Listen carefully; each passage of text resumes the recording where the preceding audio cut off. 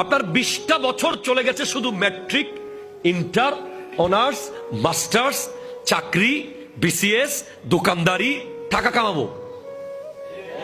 কথা বলেন না ঠিক কিনা, জোরে বলেন। আর 20 বছর চলে গেছে নিজের বিয়ে, ঠিক না?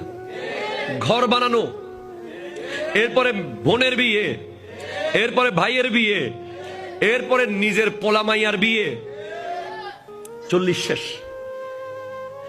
এরপরে আর 20 বছর চলে গেল মেম্বারগিরি, চেয়ারম্যানগিরি, মন্ত্রীগিরি, এমপিগিরি, শিল্পপতিগিরি, সভাপতিগিরি, সেক্রেটারিগিরি। 60 বছর পরে যখন লাশটা খাটের মধ্যে শুয়ে গেল,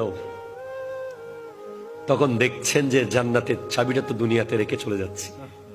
ওই কবরে যাওয়ার জন্য প্রস্তুতি, প্রতিদিন লিখিত প্রস্তুতি, লিখিত।